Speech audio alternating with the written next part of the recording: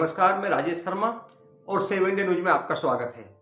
जब हमारे देश के प्रधानमंत्री विदेशों में जाकर कहते हैं कि भारत सबसे बड़ा लोकतांत्रिक देश है और लोकतंत्र भारत में सबसे बड़ा है और पूरी दुनिया में लोकतंत्र की बड़ी प्रशंसा करते हैं, लेकिन जब देश की बात होती है तो मोदी जी विदेशों में लोकतंत्र की प्रशंसा करते हैं और उनके सिर पे सलार यहाँ सरकार तोड़ देते हैं।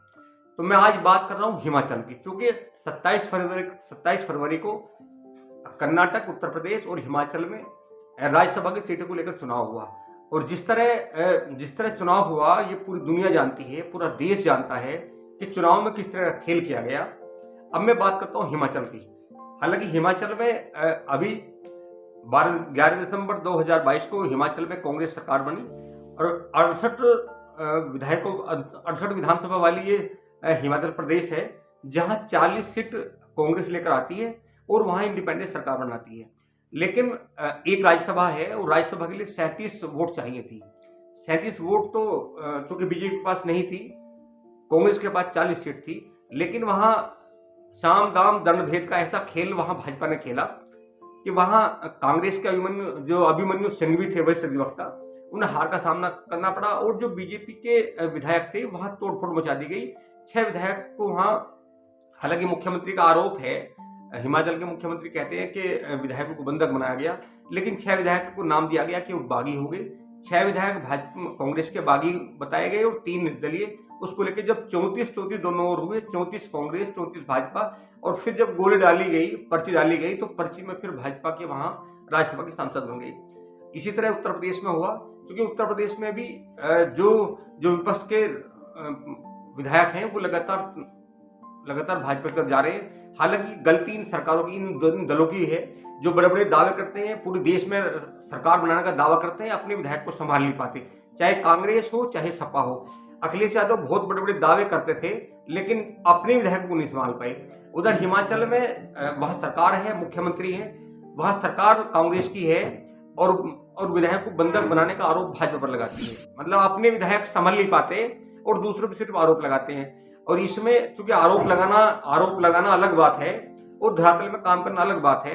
पता नहीं किस नींद में सपा और कांग्रेस के लोग सोए हुए हैं कि उन्हें यही नहीं पता, हिमाचल में वो मुख्यमंत्री होते हैं, उन्हें ये नहीं पता चला कि उनके विधायक किसके संपर्क में हैं, कहाँ जा रहे हैं, राज्यसभा में वो किसको सपोर्ट देंगे, किसको वोट देंगे, कोई पता नहीं। चुनाव आया, एकाएक भाजपा के कम विधायक होने के बाद भी भाजपा के वहां राज्यसभा के सांसद बनकर चले जाते हैं और कांग्रेस सिर्फ आरोप लगाकर देखती रहती है। तो साथियों, अब मैं बताना चाह रहा हूं हिमाचल प्रदेश की, क्योंकि हिमाचल प्रदेश में बहुत जल्द कांग्रेस सरकार गिरने वाली है। गिरने की वजह भी एक ये है कि वहां लंबे समय, अगर हम बात करें, क्योंकि 6 बार वहां मुख्यमंत्री वीरभद्र सिंह रहे। वीरभद्र सिंह कांग्रेस की पहचान थी, कांग्रेस के बड़े नाम थे। अगर मैं बात करूं तो 1985 से लेकर 1993, 2003, 2012 और 2017 वहां निर्वाचित सरकार कांग्रेस की बनी और जहां वीरभद्र सिंह लगातार मुख्यमंत्री बने। हालांकि 90 के बाद की अगर हम बात करें तो बीजेपी में सबसे लंबे कार्यकाल मुख्यमंत्री का शांता कुमार का रहा और कांग्रेस में सबसे लंबा कार्यकाल वीरभद्र सिंह का रहा।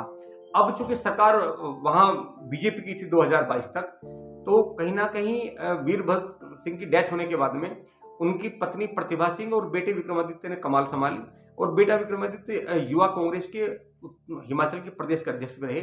लेकिन जैसे ही दिसंबर में मैंडेट मिलता है कांग्रेस को, एकाएक प्रतिभा, जो वीरभद्र सिंह की पत्नी है, उन्हें लगता है कि वीरभद्र परिवार से ही कोई हिमाचल का मुख्यमंत्री बनना चाहिए। हालांकि उस समय थोड़ी बगावत हुई और नाराजगी भी हुई विक्रमादित्य को लेकर, लेकिन जब बीजेपी की बात हुई तो बीजेपी ने वहां मुख्यमंत्री के रूप में बहुत वरिष्ठ कांग्रेसी हैं सुखविंदर सिंह सुक्खू को वहां चुना और उन्हें हिमाचल का मुख्यमंत्री बनाया।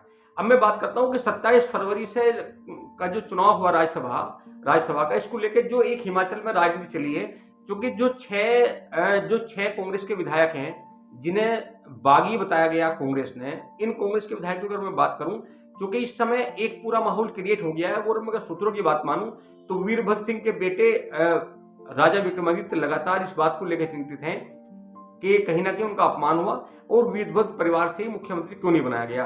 तो एकाएक, हालांकि ये बहुत दिन से खींची पकड़ी है, कल का मामला नहीं है, लगातार वहां जो कांग्रेस के कुछ विधायक हैं उनमें नाराजगी है सुखविंदर सिंह सुक्खू को लेकर, जो 27 फरवरी को सामने आ गई। और साथियों मैं बता दूं आपसे, क्योंकि जिस तरह वहां जो बागी विधायक हुए हैं, ये माना जा रहा है क्योंकि कांग्रेस की बीजेपी की एक बड़ी टीम वहां सेंधमारी में लगी हुई है और कहीं ना कहीं बीजेपी वहां हिमाचल में जो कांग्रेस सरकार है उससे पलटना चाहती है और पलटने के लिए बहुत ज्यादा नहीं करना। 6 विधायक बागी हैं। अगर मैं बीजेपी के कुछ सूत्रों की बात मानूं तो ये माना जाता है कि कांग्रेस के 13 विधायक ऐसे हैं जो इस समय बगावती तेवर में 6 का नाम सार्वजनिक हो गया और बाकी अभी शांत हैं। और हो सकता है कि इन सबका नेतृत्व विक्रमादित्य करें और एक अलग पार्टी कांग्रेस के बागी विधायक बना ले, क्योंकि अगर 13 विधायक तो वहां कांग्रेस तोड़कर अलग पार्टी बनाते हैं तो बीजेपी के जो वहां 25 विधायक हैं वो उन्हें पूर्ण समर्थन दे सकते हैं। और समर्थन के बाद में जिस तरह महाराष्ट्र की सरकार इस समय चल रही है, इसी तरह हिमाचल में सरकार बने और वो भाजपा के सारे पर सरकार चले। ऐसा भी संभव है कि लोकसभा चुनाव से पहले वहां इस तरह हो जाए, क्योंकि आज सुबह भाजपा के पूर्व मुख्यमंत्री और कुछ नेता राज्यपाल से मिले। उन्होंने कहा कि कांग्रेस सरकार मैंडेट में नहीं है और अगर बहुमत की बात हो तो इस समय कांग्रेस के पास बहुमत नहीं है, क्योंकि कहीं ना कहीं 13 विधायक बीजेपी के संपर्क में है, कांग्रेस के 13 विधायक, और वो 13 विधायक अलग दल बना सकते हैं। अगर ऐसे जाएंगे तो उनके खिलाफ कार्रवाई हो सकती है, उनकी विधानसभा सदस्यता चली जा सकती है। लेकिन 13 विधायक, 40 विधायक बीजेपी में इस समय कांग्रेस में हैं और उनमें 13 विधायक बागी होकर एक अपना नया दल बना सकते हैं। और ये माना जा रहा है कि उसमें कहीं ना कहीं वीरभद्र सिंह के बेटे विक्रमादित्य भी शामिल हो सकते हैं। जहां तक मुख्यमंत्री का मामला है तो मुख्यमंत्री विक्रमादित्य हो सकते हैं और कांग्रेस में इस तरह 13 विधायकों को तोड़कर बीजेपी उन्हें समर्थन दे सकती है। बीजेपी का असली मकसद कांग्रेस की सरकार को गिराना है, दूसरी सरकार बनाना है।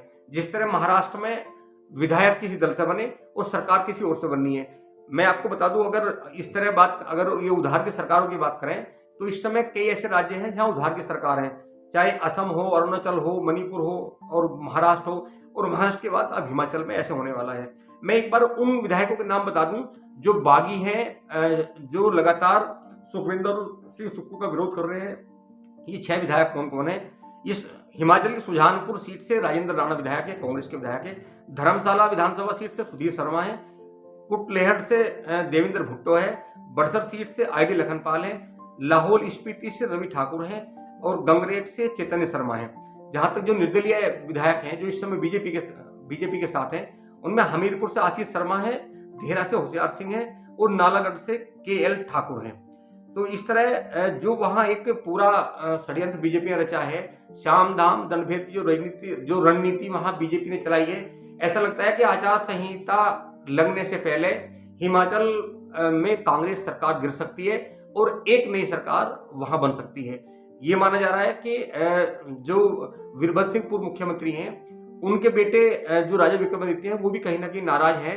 वो कई बार सुखविंदर सिंह सुक्खू को लेकर नाराजगी जता सके हैं और जब कल चुनाव हुआ, चुनाव के बाद जब बुलाया गया तो विक्रमादित्य वहां नहीं आए सदन में। तो ये माना जा रहा है कि कहीं ना कहीं जो विधायक कांग्रेस के बागी हो रहे हैं उनके पीछे कहीं ना कहीं राजा विक्रमादित्य है। हालांकि वो इस समय हिमाचल सरकार में मंत्री हैं, लेकिन उन्हें कहीं ना कहीं लालच दिया गया है कि अगर 13 विधायक बागी होते हैं, एक अलग पार्टी बनाते हैं, तो बीजेपी अपना समर्थन देकर हिमाचल प्रदेश में राजा विक्रमादित्य को वहां मुख्यमंत्री बना सकती है, ऐसा माना जा रहा है। और चूंकि मैं एक बार बता दूं कि इस समय स्थिति क्या है, इस समय कांग्रेस के पास हिमाचल में 40 सीटें हैं, बीजेपी के पास 25 सीटें हैं और 3 वहां निर्दलीय जीते हैं।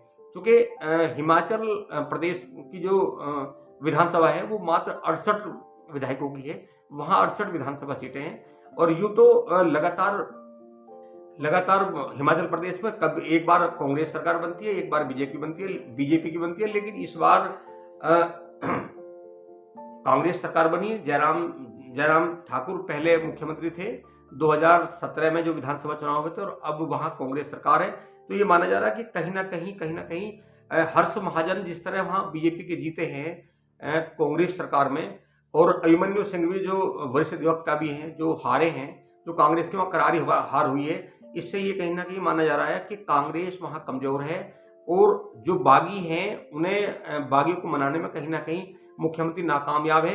हालांकि अगर मैं कांग्रेस सूत्रों की बात मानूं तो जो कर्नाटक के जो दक्षिण भारत में कांग्रेस के चाणक्य हैं DK शिवा कुमार, वो इस समय हालांकि हिमाचल पहुंच गए हैं और वो बागी विधायकों से बात कर रहे हैं। ये माना जा रहा है कि डीके शिवा कुमार जो बागी विधायक हैं उन्हें मनाने में कामयाब हो सकते हैं, या फिर ऐसा हो सकता है कि विधायकों की मीटिंग बुला के एक उनसे राय ली जाए कि वो किसे वहां चीफ मिनिस्टर बनाना चाहते हैं।